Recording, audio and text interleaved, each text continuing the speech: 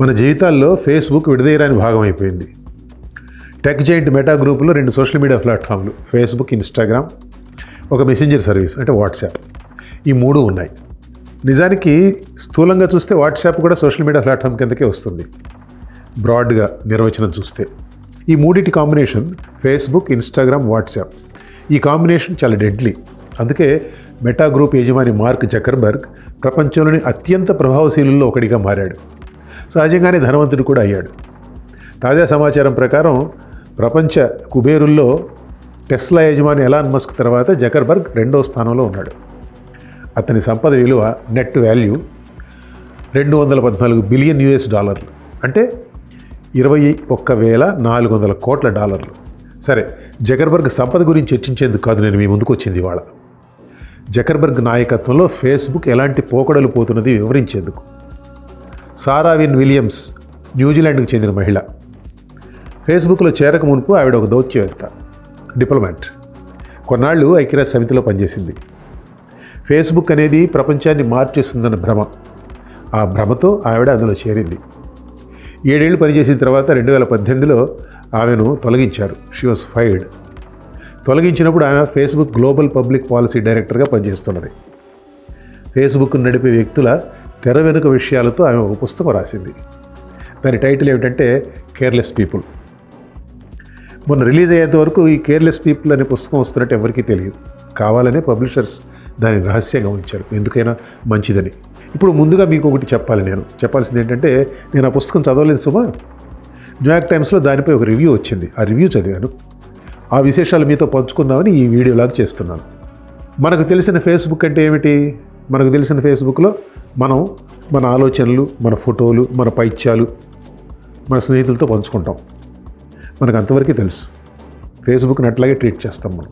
కానీ ఫేస్బుక్ మనకు తెలియకుండా చాలా అనైతికమైన పనులు, చాలా అప్రజాస్వామికమైన, అన్డెమోక్రాటిక్ పనులు చేస్తుంది. అడ్వర్టైజర్ల కోసం మన పర్సనల్ డేటా వారితో పంచుకుంటుంది.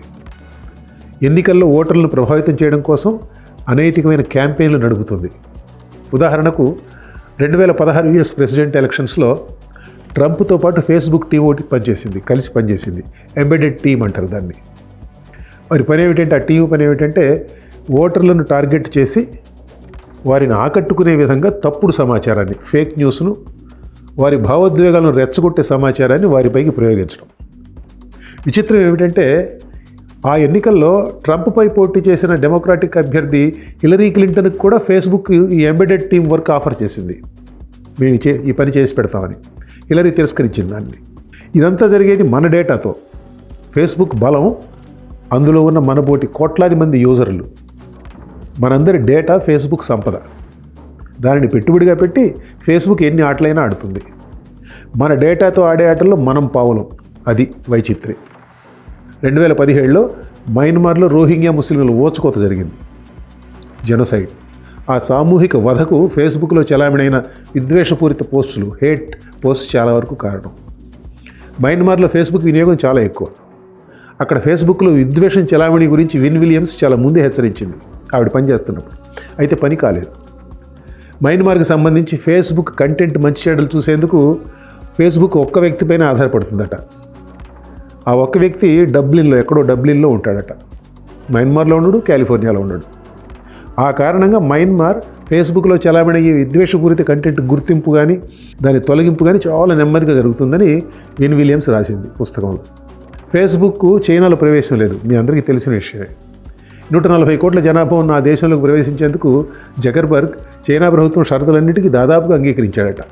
సెన్సార్షిప్ అనేది దాంట్లో ముఖ్యమైనది ఆ షరతుల్లో. చివరికి కొన్ని కారణాల వల్ల ఫేస్బుక్ చైనాలోకి వెళ్ళనే లేదనుకోండి. జకర్బర్గ్కి విపరీతమైన ప్రచారం పిచ్చి. ఆ ప్రచారం పిచ్చి గురించి, కంపెనీలో నెంబర్ 2 అయిన షెరిల్ శాండ్బర్గ్ పైత్యం గురించి, మరో టాప్ లీడర్ జోయర్ కాప్లాన్ లైంగిక వేధింపుల గురించి విన్ విలియమ్స్ చాలా రాసింది. కాప్లాన్పై ఆవిడకు ఫిర్యాదు చేసింది, సెక్షువల్ హెరాస్మెంట్ ఫిర్యాదు. ఆ ఫిర్యాదును ఫేస్బుక్ కొట్టి పారేసిందట. ఫేస్బుక్ నడిపేవారి వికృతాల సంగతి అలా ఉంచితే, ఫేస్బుక్ క్రమంగా సెన్సార్షిప్ వైపు ప్రయాణించడం, భావ వ్యక్తీకరణ స్వేచ్ఛకు వ్యతిరేకంగా వ్యవహరించడం, నిరంకుశ ప్రభువులకు అనుకూలంగా ప్రజాభిప్రాయాన్ని మార్చేందుకు ప్రయత్నించడం, తిప్పలబడడం చాలా ఆందోళనకరమైన విషయం. ఫేస్బుక్లో వచ్చిన ఈ మార్పుల గురించి సారా విన్ విలియమ్స్ ఆ పుస్తకం మనకి చాలా చెప్తుంది. ఆవిడ రాసిన పుస్తకం ఫియర్లెస్ పీపుల్.